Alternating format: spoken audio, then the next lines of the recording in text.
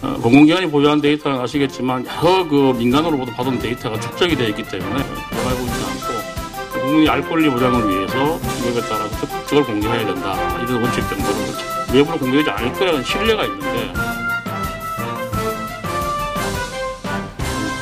반갑습니다. 김현장의 이성엽 변호사입니다. 원래 제가 이제 지금 공공데이터 전략 실무위원회 위원으로 있고요. 또 법제도 분과를 담당하고 있습니다. 그래서 우리 행정연구원 측에서 저한테 저런 제목으로 발표를 좀 하나 부탁을 했는데 제가 그래서 이게 저는 법을 하는 사람이다 보니까 어떤 내용을 담을까 좀 고민을 많이 했습니다. 이게 첫 번째 우리 세미나다고 하니까 제가 일반적으로 우리 공공데이터 관련 제공 또 정보 공개 관련되는 거 이런 것들에 대한 어떤 법 체계가 어떻게 되어 있는지 그 부분하고 또 이게 좀 법리적인 이슈이긴 합니다만은 정보의 소유권 어떤 정보에 대해서 소유권을 인정할 수 있느냐는 부분에 대해서 좀 이야기를 드리는 걸로 해서 아마 오늘 전반적으로 정부 3.0 관련해서 좀 투명한 정부 그리고 이제 많은 정보들이 제공이 되어서 민간이 활용하는 이런 쪽의 방향을 맞추고 있기 때문에 그런 점에서 좀 이론적인 토대가 되는 내용들을 조금 설명을 드리도록 하겠습니다. 목차는 이렇게 되어 있습니다. 우선 첫 번째는 이제 서론적인 말씀을 드리고 공공데이터법의 체계와 내용, 그다음에 공공데이터법하고 기존의 정보공개법을 어떻게 볼 것이냐. 그다음에 공공데이터법에 보면 여러 가지 이제 비공개 사유, 그러니까 데이터를 공개하지 못할 수 있는 그런 사유들에 대해서 정보공개법을 준용하도록 되어 있는데 이 부분에 대해서 몇 가지 설명을 드리고요. 그리고 끝으로 공공데이터와 정보에 대해서 소유권의 이슈를 어떻게 볼 것이냐 이 부분을 좀 말씀드리도록 하겠습니다. 우선 아까 우리 실장님께서 잘 말씀을 해주셨습니다만은 공공데이터 개방의 배경은 여러 가지 있겠습니다만은 첫 번째로는 이 새로운 시대와 이렇게 스마트 시대가 되면서 기존의 공공기관이 보유한 원천 데이터도 좀 개방을 했으면 좋겠다.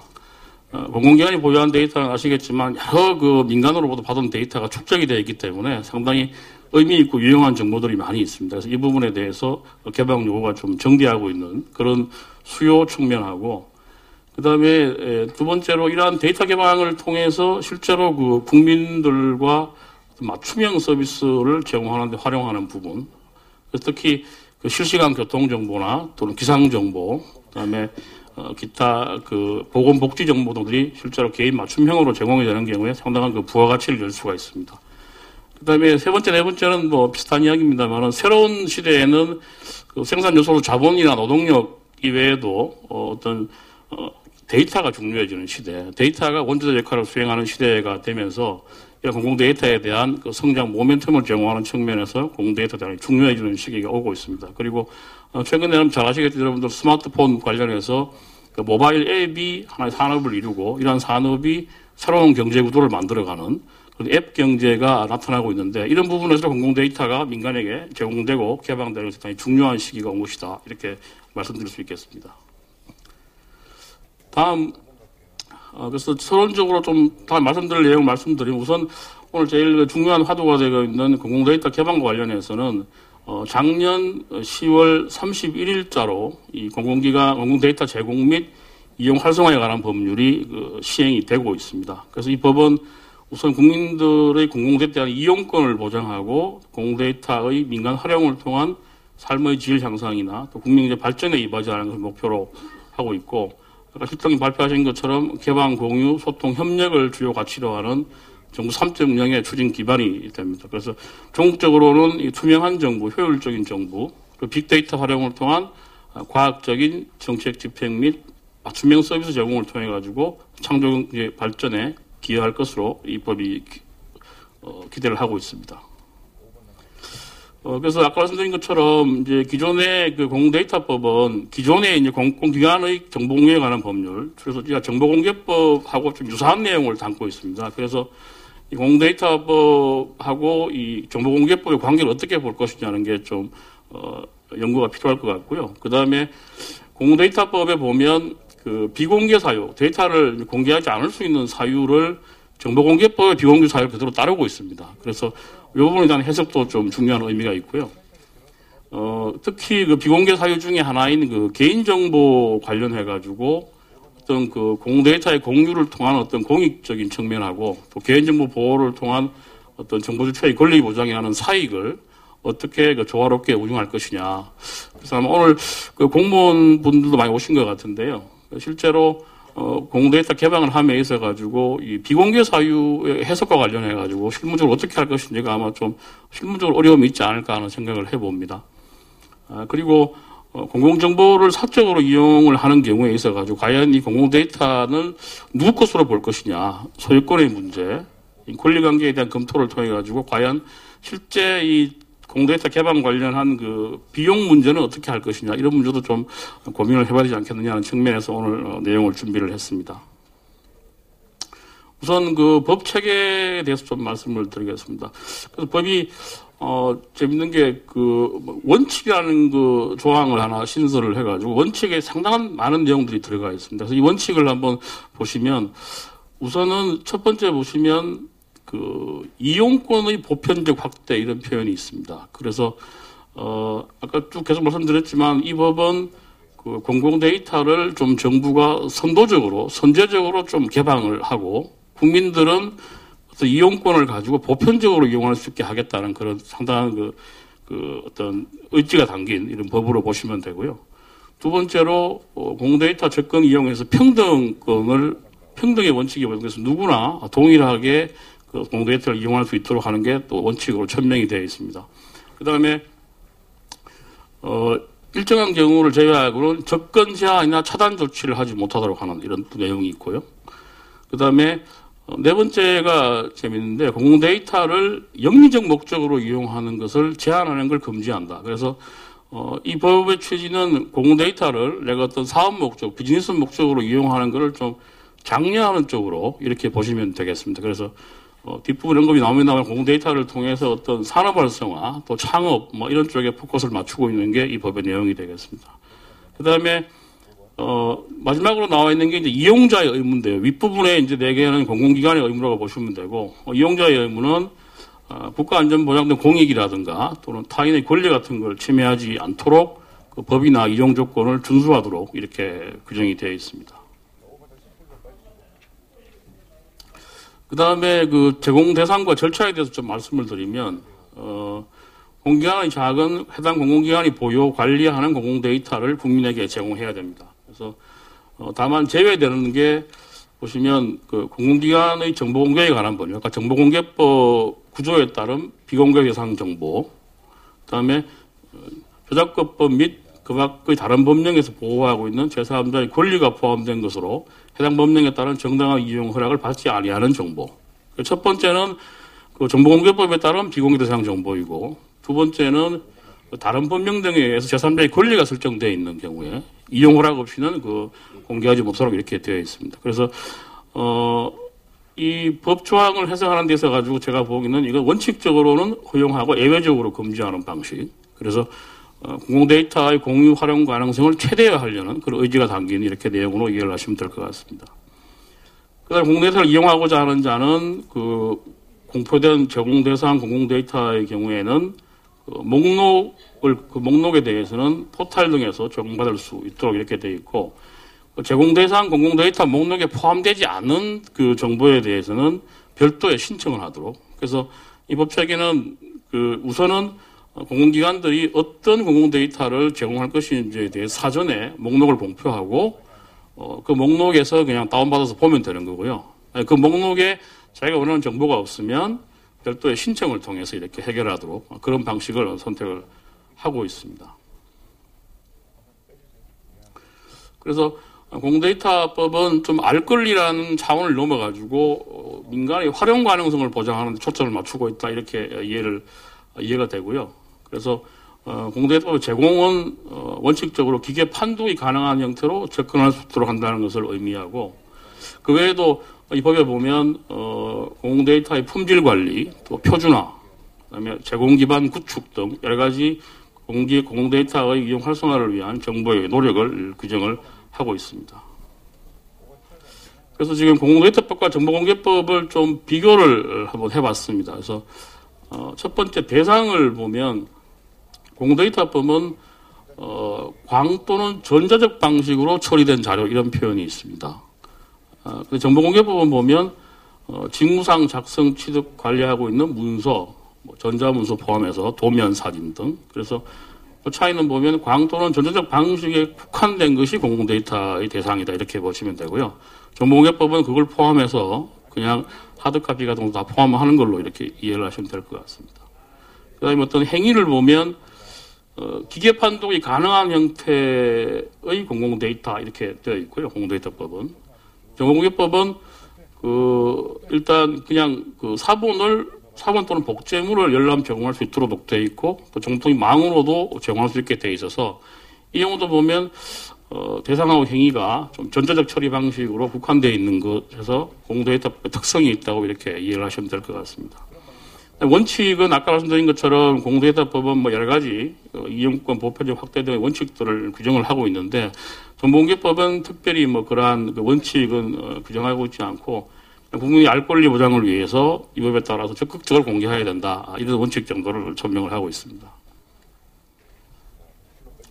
또 말씀드리면 공공데이터법은 청구권자로 이용자 개념이라는 걸 두고 있는데 특별히 이용자로 제한하는 규정은 없기 때문에 포괄적인 개념으로 보시면 되고 정보공개법도 보면은 모든 국민은 정보의 공개를 청구할 권리를 가진다 그래서 이 두 가지에 보면 이해관계를 불문하고 누구든지 정보 공개를 청구할 수 있도록 이렇게 되어 있습니다.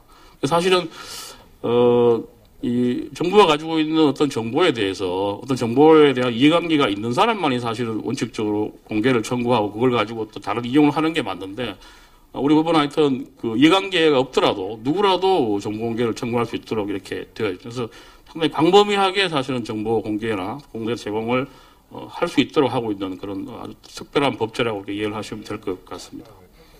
그 다음에 공공데이터법 사전 정보 제공 관련되는 부분은 말씀드린 것처럼 공개관의 장이 공공데이터의 목록을 안행부에 등록하고 공표할 이렇게 의무가 있습니다. 정보공개법도 유사한 조항을 두고 있기는 합니다. 정보 목록을 작성해서 비치하도록 이렇게 의무가 규정이 되어 있고요. 그 다음에 공공데이터법은 영리 목적 이용에 대해서 제한하는 걸 금지한다는 원칙을 두고 있어서 영리 목적의 이용을 장려하고 있는 걸로 이렇게 이해를 할 수 있을 것 같고요. 정보공개법도 특별히 이용 목적을 어디 제한한다는 이런 내용은 없습니다. 그다음에 추진 체계를 보면 이제 공공데이터법은 좀 복잡하고 데이터 전략위원회, 또 실무위원회, 전문위원회, 또 공공데이터 분정조정위원회 등 여러 가지 추진 체계를 두고 있는데. 정보공개법은 잘 아시겠지만 국가나 지방자치단체의 투의 정보공개 심의회에 정보공개 여부를 심의하는 그런 위원회를 하나 두게 이렇게 되어 있습니다. 그래서 양법 간의 관계에 대해서는 이 법에 보면 보통 다른 법률과의 관계 또는 적용 범위 이런 내용들이 있는데요. 그래서 법령의 적용과 관련해서 공공데이터법도 다른 법률 특별한 규정이 있으면 제외하고는 이 법에 따르고 정보공개법도 다른 법에 특별한 규정이 있는 걸 제외하고는 이 법에 따른다 이렇게 되어 있습니다. 그래서 이 두 개의 관계를 어떻게 볼 것이냐는 건데요. 그래서 이 정보 공개 청구권은 사실은 우리 헌재 판례에 따르면 이거는 이 정보공개법이 생기기 전에도 이미 헌법상의 권리로 인정이 되고 있었습니다. 그래서 이거는 표현의 자유에 근거한 알 권리의 내용을 이루는 것이고 국민의 국정 참여와 행정의 투명성 제고를 위해서 반드시 인정이 돼야 된다 그래서 이 밑에 판례에 보시면 어떤 정보에 대해서 공개 청구를 했는데 행정청이 이제 이게 들어주지 않고 부작위한 거에 대해서 알 권리를 침해한 것으로 열람 복사를 하도록 이렇게 한 것이 있었습니다. 그래서 이 사실은 정보공개법에 따른 정보공개 청구권이 생기기 전에도 이미 헌법상의 권리로 인정이 되고 있었다 이렇게 이해를 하시면 될 거예요. 그것을 명문화한 것이 정보공개법이고 보다 진일보하게 한 것이 공공데이터법을 보시면 될 것 같습니다. 그래서 저는 이게 정보공개법이 하고 공공데이터법은 사실은 영리 목적이나 사익을 위해서도 정보공개법에 따른 청구가 가능했기 때문에 양법이 본질적으로 다른 것은 아니지 않느냐. 그리고 같은 취지로는 이해할 수 있지 않느냐. 이렇게 일단 생각을 합니다. 다만 좀 정보공개법의 발전된 형태로서 사전적 적극적 공개를 규정한 것이 공공데이터법이다. 이렇게 저는 이해가 되고요. 아까 말씀드린 것처럼 공공데이터법은 대상 정보가 광 또는 전자적 방식으로 좀 제한되어 있고 또 제공의 개념도 기계 판독이 가능한 형태의 되어 있기 때문에 그런 면에서는 좀 대상이라든지 행위가 좀 제한적으로 되어 있다.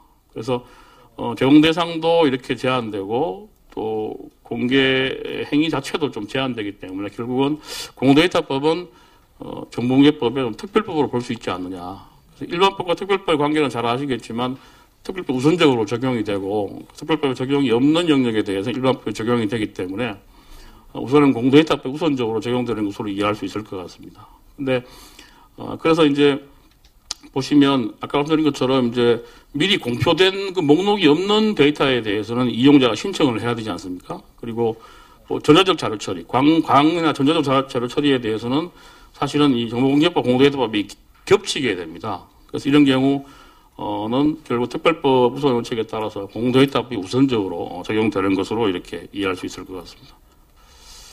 예, 그 다음에 비공개 사유와 관련해서 말씀드리면, 비공개 사유가 여러 가지가 있는데요. 아까 말씀드린 것처럼 이제 정보공개법에 따른 비공개 대상 정보하고 저작권법에 따른 비공개 대상 정보가 있습니다. 그래서 결론적으로 이 정보공개법 공공데이터법은 개인정보를 공개의 한계로 설정한 법인과 동시에 개인정보 관련해서는 양법이 개인정보법 특별법으로 의미를 가진다. 그래서 개인정보법을 보면 동의 없이도 이제 개인정보를 이용이나 제공이 가능한 다른 법률의 규정이라는 게 있습니다. 그래서 그 중에 하나로 이 공공데이터법이나 정보공개법을 들 수 있지 않나 이렇게 생각이 됩니다. 비공개 사유가 지금 8가지가 있는데요. 정보공개법에 따른 비공개 사유. 1, 2, 3, 4호는 쭉 보시면 될 것 같고요. 이슈가 되는 것은 이제 6번 개인정보에 관한 내용입니다. 그래서 성명, 주민번호 등 개인에 관한 사항으로서 공개되고 사생활의 비밀 자유를 침해할 우려가 있는 정보 이렇게 되어 있고 밑에 보면 또 이 정보는 또 개인정보를 하더라도 또 공개할 수 있게 되어 있습니다. 그래서 뭐 직무를 수행하는 공무원의 성명직이 아까 정책 실명제와 관련되는 것도 아마 이걸로 이해를 하시면 될 것 같습니다. 그리고 7번이 보면 법인 등 법인이나 개인 다 포함해서 영업상 비밀에 관한 정보도 공개를 하지 않도록 이렇게 되어 있고 또 예외적으로 또 사람의 생명 신체에 뭐 위해가 되거나 또는 국민 재산 생활을 보호하기 필요한 경우에는 또 공개할 수도 있습니다. 그래서 이 개인정보하고 영업 비밀 부분에 대해서 조금 말씀을 드리겠습니다. 그래서 개인정보는 우리 개인정보법을 보면 살아있는 개인에 관한 정보로서 개인을 알아볼 수 있거나 또는 특정한 정보만으로는 개인을 못 알아봐도 다른 정보와 쉽게 결합해서 알아볼 수 있는 정보를 포함한다고 되어 있어서 이 식별 가능성하고 결합 용이성을 개인정보 개념으로 이렇게 들고 있습니다. 그래서 이 법이 개정되기 전에는 저 내용이 저렇게 밑에 보시면 당해 정보에 포함되어 있는 이름, 주민번호에 의하여 특정을 식별할 수 있는 개인에 관한 정보, 이렇게 식별성에 대해서만 개념이 있었습니다. 근데 이 법이 개정이 되면서 보시면 개인에 관한 사항으로서 공개될 경우 사생활의 비밀 또는 자유를 침해할 우려가 있는 정보에 대해서 식별성이라는 개념 지표를 삭제를 했습니다. 그래서 여기에 대해서 대법원에서 2012년도에 다수 의견하고 별개 의견 논란이 있었는데요. 내용은 너무 복잡해서 좀 제가 시간이 별로 없어서 생략을 하고요. 그래서 저는 별개 의견을 좀 지지하는 입장입니다. 그래서 이 양자가 이렇게 해석이 가능할 때 대부분 다수 의견은 좀 정보 공개 범위를 축소하는 문제가 있습니다. 그리고 식별 가능성이라는 표지가 없는 과연 개인정보라는 게 어떤 의미가 있는지도 애매하고요. 그래서 저는 새로운 이 개념을 개인에 관한 정보, 그러니까 식별 가능성 있는 정보 플러스 공개될 경우에 개인 사생활의 비자율을 침해할 우려가 있는 정보에 한정해서 단순히 개인정보라고 하면 공개가 가능하지만, 그러니까 이 식별, 사생활의 비밀과 자유를 침해할 우려가 있는 것까지 포함해서 안 되는 경우에만 비공개로 하는 게 맞지 않느냐. 그래서 공개 범위를 좀 확대하는 것이 좋을 것 같고, 차후에 입법적으로 이 문제를 좀 해결하는 게 낫지 않겠냐 이런 생각을 가지고 있습니다. 헌재 판례의 태도도 같습니다. 그래서 보시면 새로운 법이 개정이 되면서 축소했다. 비공개 대상 정보를 이렇게 해석을 하고 있습니다. 영업비밀 부분도 보시면 지금 보통 영업비밀의 개념은 이제 부정경쟁 방지법 및 영업비밀 보호에 관한 법률에 나오는데요. 여기 보시면 공공연히 알려져 있지 않고 비공지성, 독립된 경제적 가치를 가지는 경제적 유용성, 상당한 노력에 의해서 비밀로 유지되는 것 해가지고 비공지성, 경제적 유용성, 비밀 관리성이라는 세 가지 요건이 돼야 영업 비밀로 보호를 받습니다. 근데 우리 법에 보면 지금 영업 비밀 말고도 공개될 경우 정당한 이익을 현재 해칠 우려가 있는 정보라고 되어 있어서 이 개인정보와 유사하게 이 단순히 영업 비밀 외에도 정당한 이익에 대한 우려가 있어야지 그 비공개 대상이 되는 것으로 봐야 되지 않겠느냐 이렇게 생각을 합니다. 다만 영업 비밀의 경우에는 보통 뭐 여러분 아시겠지만 정부에서 보유하게 되는 이유가 법령상의 자료 제출 의무로 기인한 것이고 기업들은 내가 정부 자료를 내면 이 자료는 행정의 자료로 활용될 뿐 외부로 공개되지 않을 거라는 신뢰가 있는데 이걸 좀 정당한 이익에서 신중히 판단하지 않고 그냥 기업에 관한 거기 때문에 공개를 다 하는 거 이거는 좀 문제가 있지 않느냐 그래서 이 부분은 미국의 이제 정보자유법이라고 우리나라 정보공개법과 비슷한 법이 있는데 이 법에도 보면 정보의 공개로 인해 가지고 정부가 사후에 또 정보를 얻을 능력을 손상을 시킨다. 그러니까 한번 공개를 해버리면 다음에 기업들이 이 정보를 제출하는 걸 꺼리게 되지 않겠습니까? 그래서 그런 부분에 대한 것 공개를 했을 때 그 다른 경쟁자의 지위를 좀 어렵게 하는 경우 이런 경우들을 좀 고려해서 그 공개 여부를 결정해야 된다 이런 판례가 있습니다. 이 부분은 저희들도 좀 참고를 할 필요가 있지 않나 생각이 들고요. 그리고 이제 비공개 사유들은 이렇게 쭉 아까 말씀드린 것처럼 되어 있고요. 생략하겠습니다. 그리고 이 저작물 관련해서는 우리가 법이 개정돼 가지고 공공저작물 자유이용제도가 2014년에 신설이 되었습니다. 소유권의 문제인데요. 그 정보 개념은 아시겠지만 이 자료나 뭐 지식 자료 여러 가지 의미가 있었습니다. 그래서 좀 막연하긴 합니다만은 그 정보의 특성을 보면 이게 정보라는 게 내가 쓰는 걸 딴 사람이 못 쓰게 할 수도 없고 또 뭐 타인의 소비가 나의 소비를 방해하지도 않고 그렇기 때문에 이것은 좀 공공재적 특성이 있어서